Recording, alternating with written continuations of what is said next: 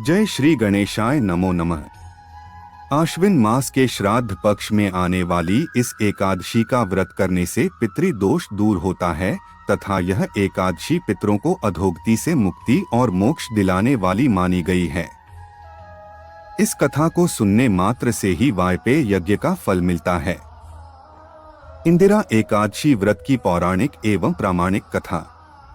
धर्मराज युधिष्ठिर के पूछने पर भगवान श्री कृष्ण ने इस कथा को बताया था। कथा आरंभ करते हैं।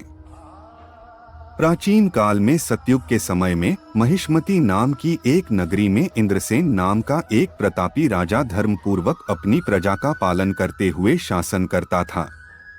वह राजा पुत्र, पौत्र और धन आदि से संपन्न और विष्णु का परम भक्त था। एक दिन जब राजा सुखपूर्वक अपनी सभा में बैठा था तो आकाश मार्ग से महर्षि नारद उतरकर उसकी सभा में आए। राजा उन्हें देखते ही हाथ जोड़कर खड़ा हो गया और विधिपूर्वक आसन व अर्घ्य दिया। सुख से बैठकर मुनि ने राजा से पूछा कि हे राजन, आपके सातों अंग कुशल पूर्वक तो हैं? तुम्हारी बुद्धि धर्म में और तुम्हारा मन विष्णु भक्ति में तो रहता है। देवर्षि नारद की ऐसी बातें सुनकर राजा ने कहा, हे महर्षि, आपकी कृपा से मेरे राज्य में सब कुशल है तथा मेरे यहाँ यज्ञ कर्मादि सुकृत हो रहे हैं। आप कृपा करके अपने आगमन का कारण कहिए। तब ऋषि कहने लगे कि हे राजन, आप आश्चर्य देने वाले मेरे वचनों को सुनो। मैं एक समय ब्रह्मलोक से यमलोक को गया। वहां श्रद्धापूर्वक यमराज से पूजित होकर मैंने धर्मशील और सत्यवान धर्मराज की प्रशंसा की। उसी यमराज की सभा में महान ज्ञानी और धर्मात्मा तुम्हारे पिता को एकादशी का व्रत भंग होने के कारण देखा। उन्होंने संदेशा दिया, सो मैं तुम्हें कहता हूँ। उन्होंने कहा कि पूर्व जन्म में कोई विघ्न हो जाने के कारण मैं यमराज के निकट रह रहा हूँ। सो हे पुत्र, यदि तुम आश्विन कृष्ण इंदिरा एकादशी का व्रत मेरे निमित्त करो तो मुझे स्वर्ग की प्राप्ति हो सकती है।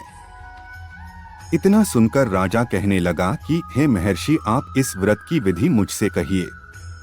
नारद जी कहने लगे, आश्विन माह की कृष्ण पक्ष की दशमी के दिन प्रातः काल श्रद्धापूर्वक स्नानादि से निवृत्त होकर पुनः दोपहर को नदी आदि में जाकर स्नान करें। फिर श्रद्धापूर्वक पितरों का श्राद्ध करें और एक बार भोजन करें। प्रातः काल होने पर एकादशी के दिन दातून आदि करके स्नान करें। फिर व्रत के नियमों को भक्तिपूर्वक ग्रहण करते हुए प्रतिज्ञा करें कि मैं आज संपूर्ण भोगों को त्याग कर निराहार एकादशी का व्रत करूंगा। हे अच्युत, हे पुंडरीकाक्ष, मैं आपकी शरण हूँ, आप मेरी रक्षा कीजिए।